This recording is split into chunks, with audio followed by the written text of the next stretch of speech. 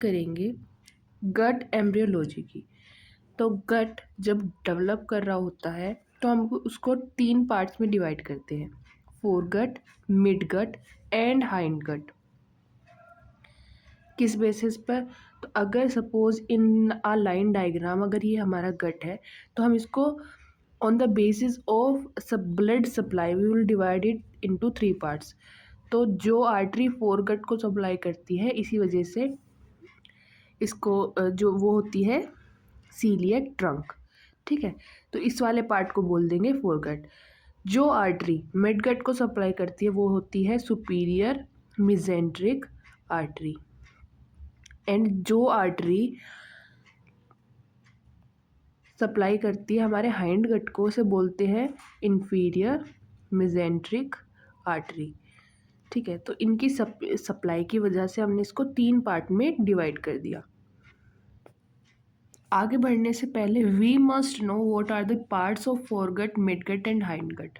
तो फोरगट के जो है ऊपर से स्टार्ट करते हैं तो फ्लोर ऑफ द माउथ बनाता है, इसके आगे फिर ये टंग भी बनाता है, देन फेरिंग्स, पैलेट्स ऑल्सो, सब मैंडिबुलर ग्लैंड, सब lingual gland, oesophagus, so esophagus also the part of foregut, then stomach, liver and extra hepatic biliary system also, extra hepatic biliary system apparatus I mean to say, and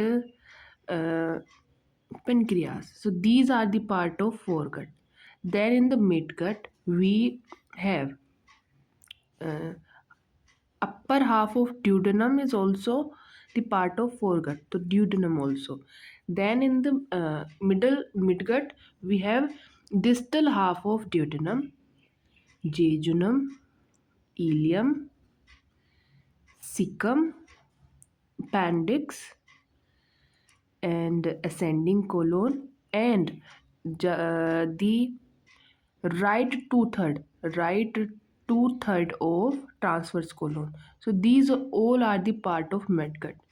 And in the hindgut we have जो बचा हुआ left part है, left 1/3 and sigmoid then descending colon, then sigmoid colon, rectum and the anal canal, specially the upper part. जो उसका upper part है वो हमारे hindgut का पार्ट होता है, तो एनल कैनाल, ठीक है।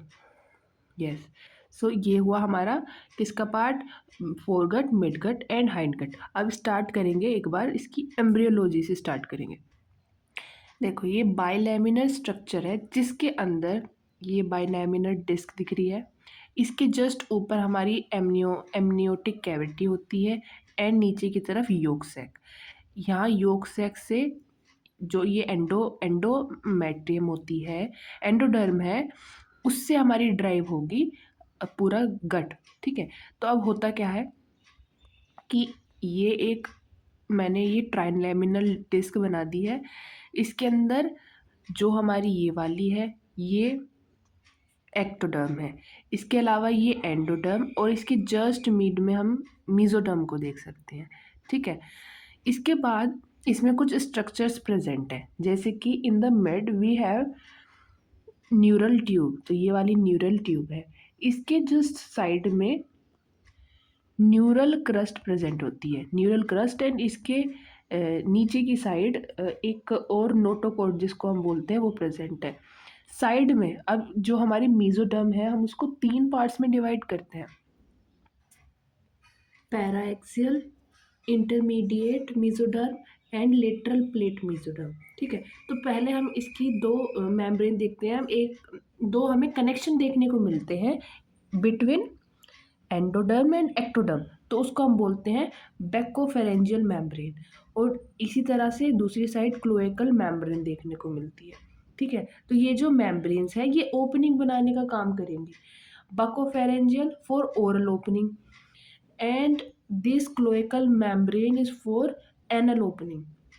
ओपनिंग के बाद हम यहाँ पर कुछ साइड में कार्डियोजेनिक एरियाज होते हैं हमारे प्रेजेंट, और on the lateral side we have lateral plate mesoderm. यहीं से सेप्टम ट्रांसवर्सम बनता है, जो कि हमारे डायफ्राम को, लीवर का कुछ पार्ट भी बनाता है और अदर ऑर्गन में भी हेल्प करता है। ठीक है, तो वो होगा सेप्टम ट्रांसवर्सम, जो कि लेटरल प्लेट मेसोडर्म से ड्राइव होता है। इसके बाद ये जो प्लेट थी हमारी, जो योग सैक है वो धीरे धीरे एमनियोटिक कैविटी के अंदर जाना स्टार्ट करती है, और यहीं से स्टार्ट हो जाता है हमारा गट का फॉर्मेशन।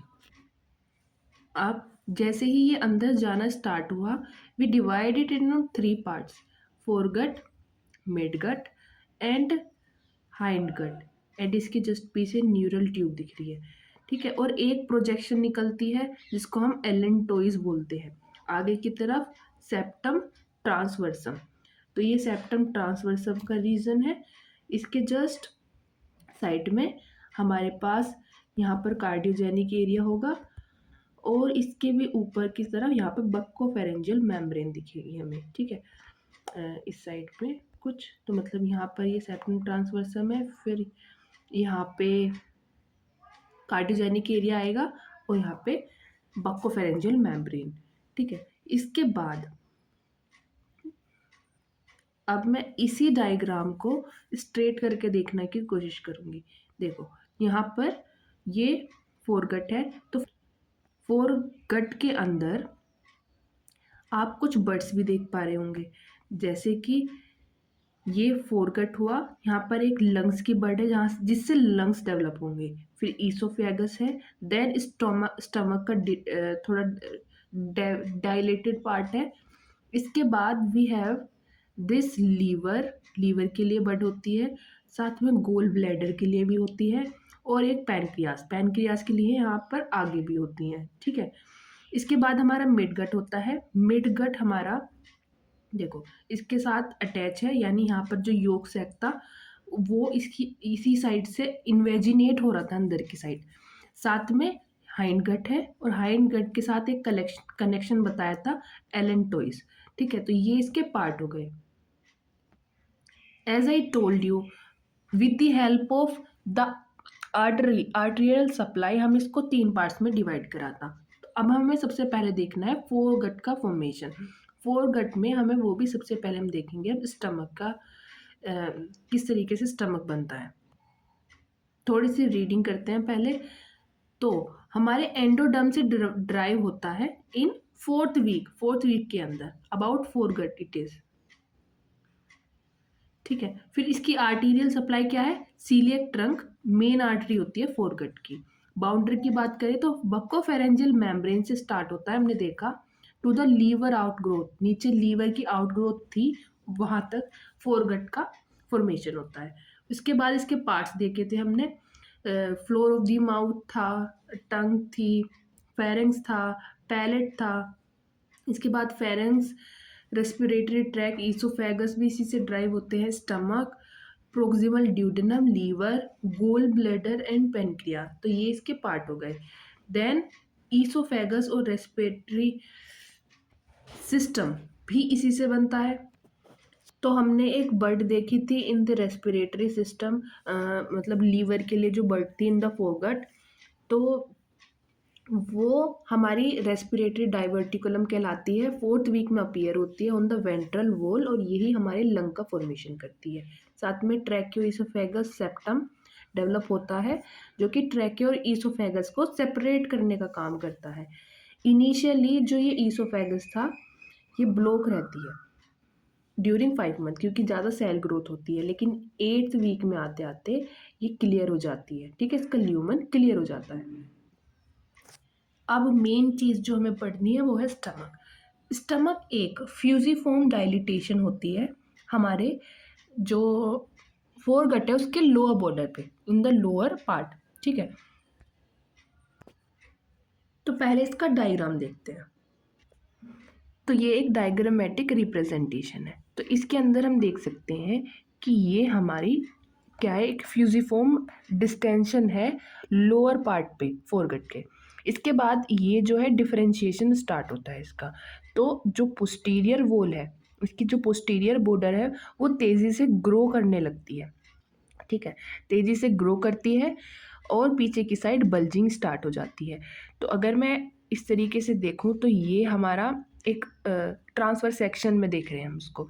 तो इसका एक एंटीरियर बॉर्डर है, एक पोस्टीरियर बॉर्डर है, right surface and left surface है, ठीक है। अभी देखेंगे कि किस तरीके से इसका रोटेशन भी होगा, ठीक है। तो ये पोस्टीरियर वाला जो पार्ट है वो फास्टर ग्रो करता है, ठीक है, फास्टर ग्रो करता है, इसी वजह से ये ग्रेटर कर्वेचर भी बनाता है।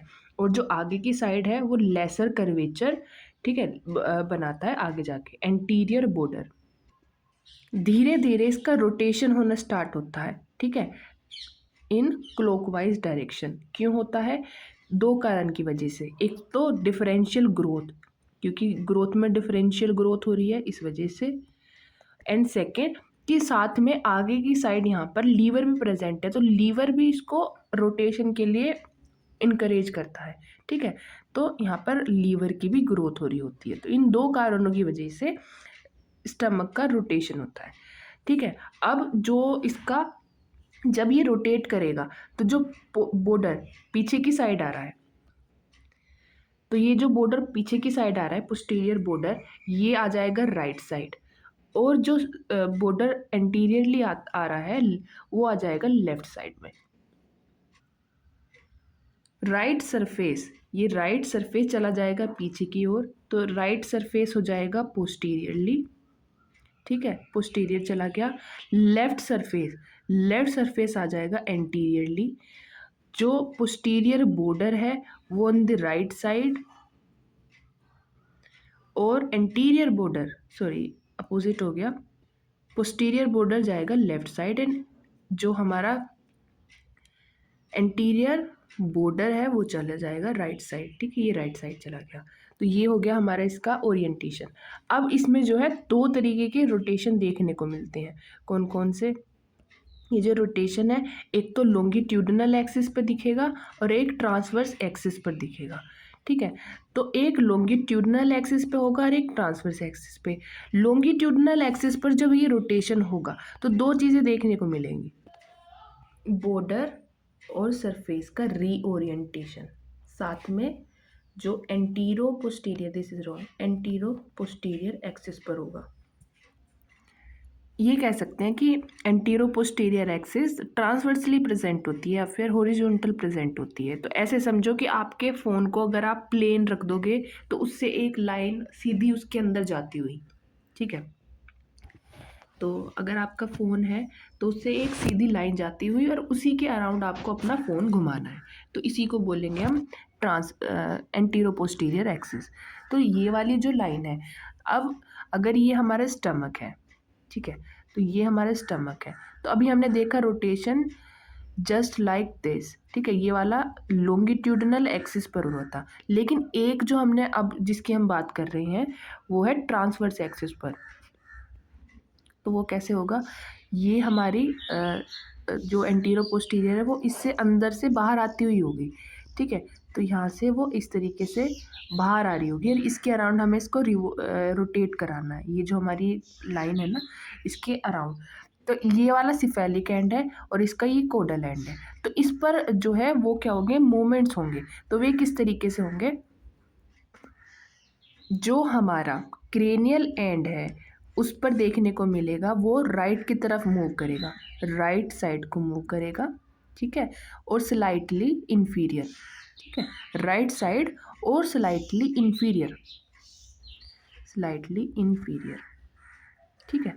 और जो कोडल एंड है, जो कोडल एंड है वो जाएगा थोड़ा फॉरवर्ड, ठीक है, स्लाइटली सुपीरियर, स्लाइटली सुपीरियर, ठीक है, और लेफ्ट साइड, लेफ्ट साइड।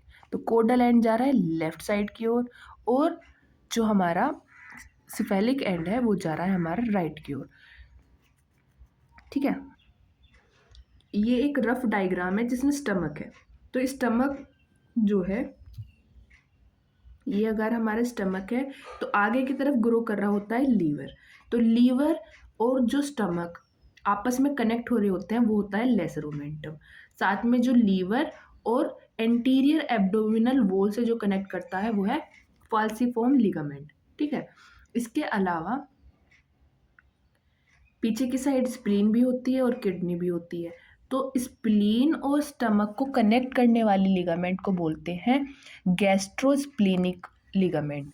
और जो लिगामेंट हमारी स्प्लीन को जो किडनी है उससे कनेक्ट करता है उसे बोलते हैं लीनोरीनल लिगामेंट। ठीक है, तो ये पोस्टीरियरली प्रेजेंट होती है, पोस्टीरियर मिजेंट्री है। ठीक है, और यहाँ पर क्या प्रेजेंट होती है, एंटीरियर या फिर वेंट्रल मिजेंट्री। ठीक है, वेंट्रल मिजेंट्री। तो ये इसके पार्ट हो गए। तो स्टमक में हमने क्या क्या देखा अभी कि स्टमक जो है उसमें दो डिस्टेंशन देखी हमने। ठीक है, तो दो डिस्टेंशन थी और वे जो दो डिस्टेंशन थी एक डिस्टेंशन और एंटीरियर और पोस्टीरियर बॉर्डर को सेपरेट करती हैं। एंटीरियर बॉर्डर थोड़ा लेस ग्रो करता है और पोस्टीरियर बॉर्डर में ग्रोथ ज़्यादा देखने को मिलती है। इसी डिफरेंशियल ग्रोथ की वजह से पोस्टीरियर बॉर्डर हमारा बड़ा होता है और ग्रेटर कर्वेचर बनाता है और एंटीरियर बॉर्डर लेसर कर्वेचर बनाता है। उसके बाद ये जो है हमारा एंटीरियर बॉर्डर है, ये एंटीरियर बॉर्डर ठीक है शिफ्ट करना स्टार्ट करता है anterior on the right side और जो पोस्टीरियर बॉर्डर था या फिर ग्रेटर कर्वेचर बन गया है ऑन द लेफ्ट साइड। और जो हमारा सरफेसेस थे वे भी रीअरेंज हो जाते हैं। जो हमारा राइट साइड का सरफेस था वो पोस्टीरियरली चला जाएगा और जो लेफ्ट साइड पे सरफेस था वो एंटीरियरली आ जाएगा। दो रोटेशन देखने को मिलते हैं इसमें, 90 डिग्री का रोटेशन होता है, एक तो लॉन्गिट्यूडिनल एक्सिस पर और एक एंटीरो पोस्टीरियर या फिर ट्रांसवर्स एक्सिस पर। ठीक है, और इसको हमने देखा था कि जो लॉन्गिट्यूडिनल एक्सिस पर रोटेशन था और जो एंटीरो पोस्टीरियर एक्सिस पर रोटेशन था, एंटीरो पोस्टीरियर एक्सिस, तो वो एक्सिस हमने देखा था सिफेलिक एंड पर और कोडल एंड पर। तो सिफेलिक एंड पर हमने देखा था कि थोड़ा राइट की तरफ और स्लाइटली इन्फीरियर जाता है हमारा हेड, स्लाइटली राइट की तरफ और थोड़ा इन्फीरियरली, स्लाइटली राइट और इन्फीरियरली। ठीक है, इसके अलावा जो हमारा कोडल एंड था, ठीक है, और जो हमारा सिफेलिक एंड पे हमने अभी बात करी राइट साइड और इन्फीरियरली। कोडल एंड की हमने बात करी जो कि थोड़ा आगे की तरफ यानी फॉरवर्ड मूव करता है, थोड़ा लेफ्ट की साइड चलता है और superiorly, forward left superior, forward left and superior. Stomach के बाद हम देखते हैं अबाउट ड्यूडेनम।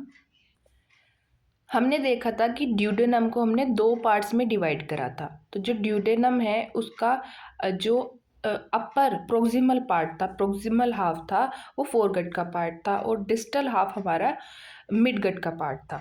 ठीक है, इसमें जो है जब ये डेवलप कर रहा होता है तो ये एक सी शेप स्ट्रक्चर बनाता है और राइट साइड में शिफ्ट हो जाता है और रेट्रोपेरिटोनियल होता है। ठीक है, अभी हम इसमें आगे देखेंगे कि कुछ बर्ड्स प्रेजेंट होती है, पैनक्रिएटिक बर्ड और वेंट्रल बर्ड, वेंट्रल और डोर्सल बर्ड। तो ये हमें अभी देखेंगे कि पैनक्रियाज कैसे डेवलप करेंगी उसके अंदर। ठीक है, इससे पहले मैं आपको लीवर एंड गोल ब्लैडर के बारे में भी बताऊंगी। तो लीवर एंड गोल ब्लैडर हमारा जो हिपैटिक डाइवर्टिकुलम है वहाँ से बनता है। तो लीवर के लिए एक बढ़ती अभी देखेंगे इन द डायग्राम। ये जो ग्रोथ है ये डिस्टल एंड ऑफ फोरगट पे अपीयर होती है। इसके दो पार्ट्स हैं, pars hepatica and pars cystica. तो पार्स हिपैटिका बड़े वाला पोर्शन होता है। तो इस तरीके से हमारी ये दो बर्ड प्रेजेंट होती है डिस्टल एंड पर और फोरगट। या अगर हमारी फोरगट है तो इसके डिस्टल एंड पर इस तरीके से दो बर्ड प्रेजेंट होगी। तो पार्स सिस्टिका इस तरीके की बड़ी होती है थोड़ी, और जो हमारी pars hepatica and pars cystica is slightly small. ये एक डायग्राम है जिसके अंदर हमें लीवर दिख रहा है। तो ऊपर की साइड क्या है हमारा स्टमक, ये स्टमक की डायलिटेशन है जो कि फ्यूजिफॉर्म डायलिटेशन थी, थोड़ी फ्लैट थी। इसके अलावा इसके जस्ट बाद हमारा लीवर स्टार्ट होता है, साइड में पैनक्रियाज के लिए भी होता है। तो जो पैनक्रियाज है आप देख सकते हो उसकी वेंट्रल और डोर्सल जो पार्ट है वो प्रेजेंट है और ये क्या करता है, रोटेशन करता है। अभी हम देखेंगे इसको भी। पहले हम देखते हैं लीवर को। तो लीवर का जो अपर वाला पार्ट है इसको बोलते हैं पार्स हिपैटिका, और जो नीचे वाला पार्ट है उसे बोलते हैं पार्स सिस्टिका। ये जो पार्स हिपैटिका है ये फ्यूचर लीवर बनाएगा, और ये जो पार्स सिस्टिका है ये फ्यूचर गोल ब्लैडर बनाएगा। हमारा लीवर, अभी हमने देखा कि पूरी जो गट है वो एंडोडर्म से बन रही थी, लेकिन जो लीवर है वो हमारा एंडोडर्मल भी है ओरिजिन में, और मीजोडर्म भी है। अभी हम देखेंगे किस तरीके से मीजोडर्म है। तो मीजोडर्म की मैंने अभी आपको कुछ पार्ट्स बताए थे। क्या क्या? लेटरल प्लेट मीजोडर्म था, इसके अलावा इंटरमीडिएट मीजोडर्म था, एंड पैरा एक्सियल मीजोडर्म था। तो लेटरल प्लेट मीजोडर्म है, यहीं से ड्राइव होता है हमारा सेप्टम ट्रांसवर्सम। उससे वो एक मीजोडर्म का पार्ट है, और वहाँ से लीवर का कुछ पार्ट भी बनता है। ये एक थोड़ा छोटा सा डायग्राम है। तो यहाँ पर ये हमारी हेपेटिक बड है। इसके बाद इसमें डिफ्रेंसिएशन हुआ, ये सिफेलिक और ये कोडल एंड पर एक बड प्रेजेंट है। सिफेलिक वाली को हम बोलते हैं पार्स हिपैटिका, एंड डिस्टल वाले पार्ट में हम बोलते हैं पार्स सिस्टिका। तो जो हमारी पार्स हिपैटिका है वो सेप्टम ट्रांसवर्सम को इन्वेड करती है, ठीक है, इन्वेड करती है, और यहाँ पर ग्रो करने लगती है। ग्रो करती है राइट एंड लेफ्ट पार्ट में, राइट एंड लेफ्ट पार्ट में। जैसे ही ये ग्रो करती है तो ये अपने आप को डिवाइड ब्रांचेस में, और जैसा अभी राइट एंड लेफ्ट में बना, फिर और ज़्यादा ब्रांचेस में डिवाइड होगी। डिवाइड होके ये क्या बनाएगी, ये कॉलम्स बनाती है, ठीक है, ये बनाएगी कॉलम्स। तो हमारे लंग्स में कॉलम्स प्रेजेंट है, तो ये कॉलम्स बने, ठीक है। और ये जो कॉलम होंगी इसमें काफ़ी सारी सेल्स, हिपैटिक सेल प्रेजेंट होगी, यानी एक लोब बन जाएगा इनका, ठीक है। और उन्हीं के बीच में से जारी होगी एक विटेलाइन वेन, ठीक है। तो यहाँ पर इस तरह से हमारी हेपेटिक सेल अरेंज है, और बीच में से जा रही है वेटेलाइन वेन, ठीक है। और फिर ये और ज़्यादा ब्रेक होगी इन द लीवर साइनोसॉइड, ठीक है। तो लीवर साइनोसॉइड बनाएगी। अब मैंने बात करी थी कि जो हमारा सेप्टम ट्रांसवर्सम है वो भी मेजर रोल प्ले करता है। तो उसका क्या रोल है कि जो लेटरल प्लेट मीजोडर्म थी, first I want to rough it. तो जो हमारी लेटरल प्लेट मीजोडर्म थी वो वो अनडिफ्रेंशिएटेड थी। तो जब वो डिफ्रेंशिएट होने स्टार्ट होती है तो सेप्टम ट्रांसवर्सम बनाया। तो इससे हमारा बनता है स्ट्रोमा, ठीक है, स्ट्रोमा बनता है। और साथ में हमारा जो कैप्सूल है, लीवर का जो कैप्सूल है वो भी इसी से बनता है। तो स्ट्रोमा एंड कैप्सूल, लिगामेंट्स भी बनते हैं, ठीक है, स्ट्रोमा, कैप्सूल एंड लिगामेंट्स। तो ये हमारा जो हमारी फैल्सीफॉर्म लिगामेंट अभी हमने देखा था, साथ में लेसर ओमेंटम है, वो हमारा सेप्टम ट्रांसवर्सम ही बनाता है। तो ये सारी चीज़ हो गई हमारी सेप्टम ट्रांसवर्सम, और ये लीवर की बात हुई। ये लीवर तो हमारा प्रेजेंट था एंटीरियर मिजेंट्री में। अब बात करेंगे हम पोस्टीरियर पेनक्रियास की। तो पेनक्रियास की भी हमारे दो बर्ड प्रेजेंट होती है, एक वेंट्रल पैनक्रियाटिक बर्ड और एक पोस्टीरियर या फिर डोर्सल पैनक्रियाटिक बर्ड। ये जो डोर्सल पैनक्रियाटिक बर्ड है, अगर ये हमारी गट है तो ये पोस्टीरियरली लाई करती है, और जो वेंट्रल है वो वेंट्रली लाई करती है। लेकिन जब इसका रोटेशन होता है, रोटेशन के बाद ये अपने आप को रीअरेंज करती है। तो ये पैनक्रियास का एक डायग्राम है जिसके अंदर हम टेल देख सकते हैं, बॉडी एंड हेड वाला पार्ट, साथ में यूनिसिनेट प्रोसेस है, इसके अलावा ड्यूडेनम है, ठीक है। साथ में कुछ डक्ट्स दिखाई हुई हैं, जैसे कि मेन पैनक्रियाटिक डक्ट या फिर डक्ट ऑफ विल्सन भी बोलते हैं इसको। एक माइनर डक्ट भी प्रेजेंट होते हैं जिसको सेंट्रोनी बोलते हैं, ठीक है। और ये माइनर ड्यूडेनल पेपिला के अंदर ओपन होती है। जैसे जैसे हमारा ड्यूडेनम ग्रो करता है उसी तरह हमारी जो पैनक्रियास है उसकी जो बर्ड्स हैं वे रोटेट होना स्टार्ट होती हैं। तो जो हमारी डोर्सल वाली डक्ट होती है वो 90 डिग्री रोटेट करती है, और जो वेंट्रल होती है वो 180 डिग्री रोटेट करके जस्ट इसके नीचे आ जाती है, और ये आपस में फ्यूज हो जाती हैं, ठीक है। मैंने बताया कि हमारे पास दो डक्ट सिस्टम है, एक मेजर एंड एक माइनर। तो जो हमारा मेजर या फिर डक्ट ऑफ विल्सन जिसको बोलते हैं वो तीन पार्ट से बना है। एक तो distal part of dorsal pancreatic duct. तो अगर आपको याद हो मैंने बताया था कि एक वेंट्रल बड थी और एक पोस्टीरियर पैनक्रिएटिक बड थी। तो जो पोस्टीरियर वाले पार्ट में डेवलप होगी उसे बोलेंगे डोर्सल पैनक्रिएटिक डक्ट, और जो वेंट्रल वाले पार्ट में डेवलप होगी उसे बोलेंगे वेंट्रल पैनक्रिएटिक डक्ट। तो ये जो डक्ट थी, जो हमारी मेजर डक्ट है, वो बनती है हमारे जो डोर्सल पैनक्रिएटिक डक्ट थी उसके डोर्सल पार्ट से, साथ में एक कम्युनिकेशन बनती है। तो अगर ये हमारी मेन डक्ट है और ये हमारी जो वेंट्रल पैनक्रिएटिक डक्ट है, इनके बीच में एक कम्युनिकेशन बनता है। तो इसका जो डोर्सल पार्ट है, ये वाला जो डोर्सल पार्ट है, साथ में ये कम्युनिकेशन और साथ में वेंट्रल पैनक्रिएटिक डक्ट, ये मिलकर बनाती है डक्ट ऑफ विल्सन या फिर मेजर डक्ट। इसके अलावा एक माइनर डक्ट है जो कि प्रोक्सिमल पार्ट ऑफ, ये जो प्रोक्सिमल पार्ट है of ventral pancreatic dorsal pancreatic duct का प्रोक्सिमल पार्ट, वो बनाता है माइनर डक्ट या फिर डक्ट ऑफ सेंट्रोनी या फिर एसेसरी डक्ट। तो ये बात हुई हमारे ड्यूडेनम की, ड्यूडेनम में ओपन होने वाले पैनक्रियाज की। ठीक है, अब बात करेंगे हमारे गट की डेवलपमेंट की। तो हमने पहले तो इसको 3 पार्ट्स में डिवाइड करा था। कौन कौन से? फोरगट जो कि ये वाला पार्ट है, मिडगट जो कि हमारा सुपीरियर मेजेंट्रिक आर्टरी से सप्लाई होता है, और एक इन्फीरियर मेजेंट्रिक आर्टरी से सप्लाई होने वाला हैंडगट। इसके बाद होता क्या है कि इसमें कुछ रोटेशंस होते हैं, 3 रोटेशंस होते हैं मेनली, जिसको हम एक एक करके देखेंगे। तो सपोज ये एक मेरा डायग्राम है, तो इसमें पोस्टीरियरली सुपीरियर मेजेंट्रिक आर्टरी और आगे की तरफ मिडगट। तो जो आर्टरी जो है इसको 2 पार्ट्स में डिवाइड करती है, एक सिफेलिक एंड और दूसरा कोडल एंड। तो इसका ना रोटेशन होगा, रोटेशन के टाइम पर ये क्या होगा, जब ये इसका रोटेशन होगा तो ये जो सिफेलिक एंड था वो चला जाएगा राइट साइड, और जो हमारा डिस्टल एंड था वो आ जाएगा लेफ्ट साइड। ये इसका रोटेशन हुआ। इसके बाद ये फर्स्ट रोटेशन है। ठीक है, ये सिंपलेस्ट डायग्राम है। इसको अगर हम देखें तो इस तरीके से है कि ये स्ट्रेट था। ठीक है, स्ट्रेट होने के बाद इसका क्या हुआ, ये हमारा एक्सटेंड करना स्टार्ट हुआ। सॉरी, ये कुछ इस तरीके से था। तो अब ये रोटेट हो गया। रोटेट होने के बाद इसमें कोइलिंग हुई। अब होगा क्या, सेकेंड रोटेशन के अंदर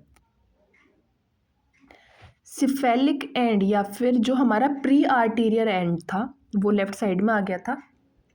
ठीक, सॉरी, वो राइट साइड में था। तो राइट साइड में आने के बाद जब ये राइट साइड में आया, इसमें हुई कोइलिंग स्टार्ट। तो कोइलिंग की वजह से कोइलिंग होनी स्टार्ट हुई, और साथ में ये एब्डोमिनल कैविटी के अंदर आना स्टार्ट हुआ, क्योंकि ये योक सैक से ही डेवलप हो रहा है। तो अभी अंदर आना स्टार्ट हुआ। तो सबसे पहले इसमें कोइलिंग हुई और ये अंदर आके रिट्रैक्ट हुआ और 90 डिग्री एंटी क्लॉकवाइज दोबारा से घूमा। अभी हम डायग्राम में देखेंगे।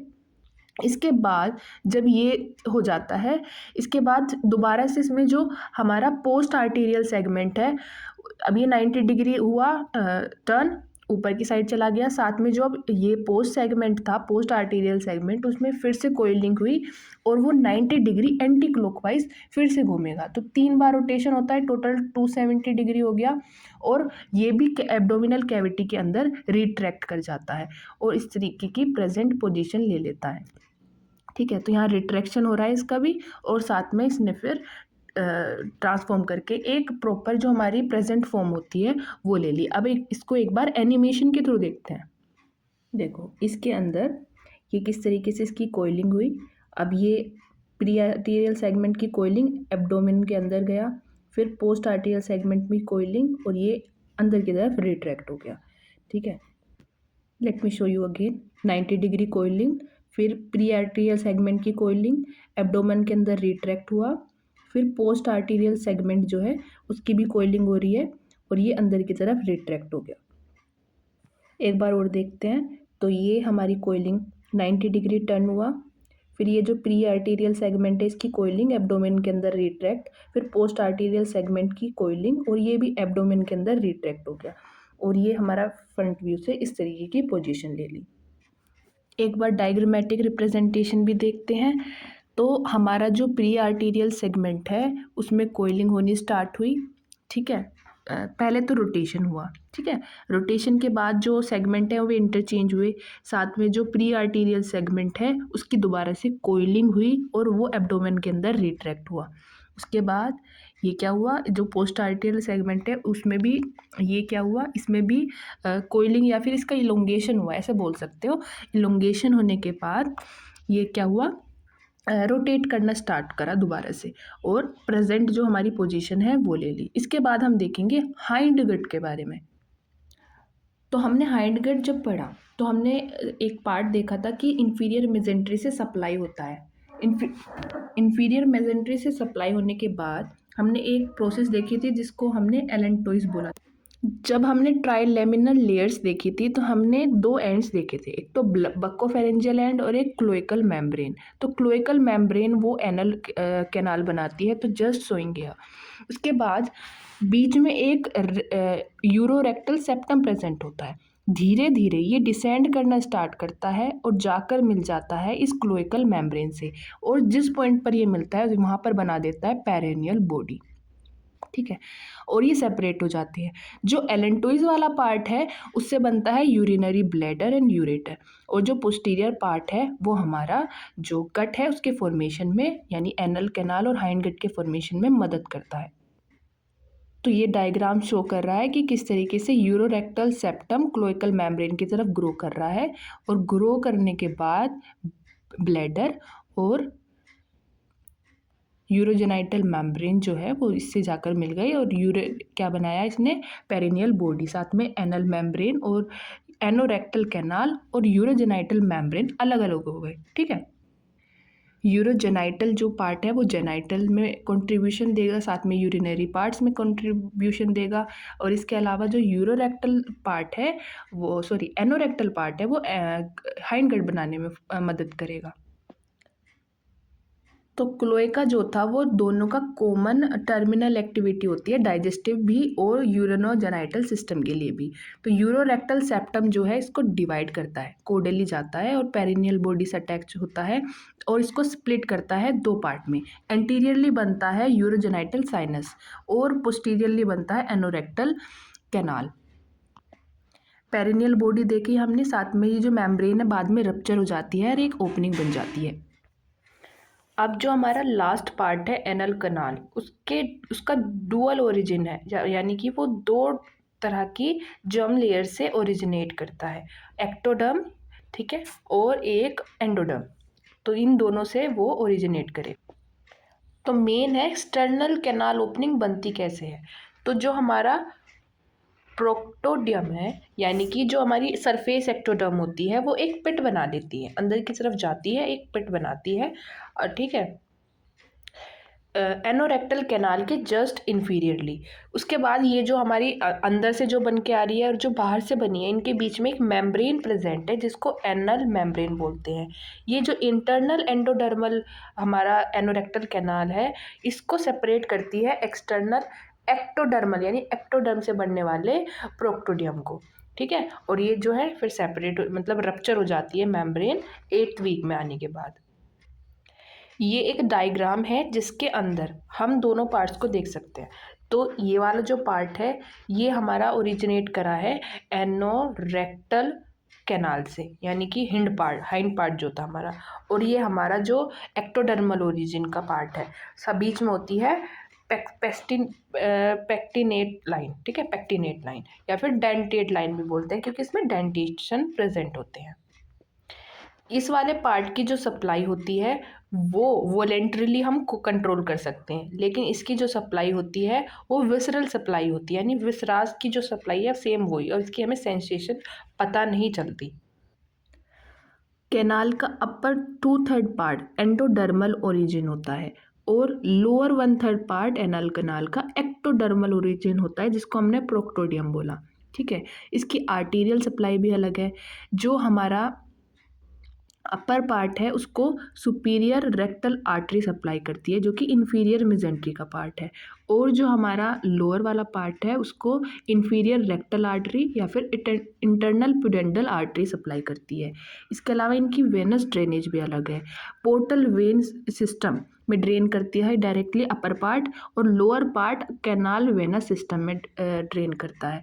इसके अलावा जो नर्व सप्लाई है वो अपर पार्ट की, क्योंकि वो फोरगट का पार्ट है, विसरल पार्ट है, तो ऑटोनोमिक होती है। वहीं जो हमारा लोअर पार्ट है उसकी सोमैटिक सप्लाई होती है इन्फीरियर रेक्टल या फिर पुडेंडल नर्व से। ये सेंसिटिव होती है सिर्फ और सिर्फ स्ट्रेच को, लेकिन जो हमारा लोअर पार्ट है वो पेन, टच एंड टेम्परेचर तीनों को सेंसिटिव होता है। लिम्फेटिक ड्रेनेज भी इनकी अलग है। इंटरनल इलियक लिम्फ नोड में ड्रेन करता है अपर पार्ट, और लोअर पार्ट जो है वो सुपरफिशियल इंग्वाइनल लिम्फ नोड्स में ड्रेन करता है। तो ये इसके कुछ डिफ्रेंशिएशन हुए।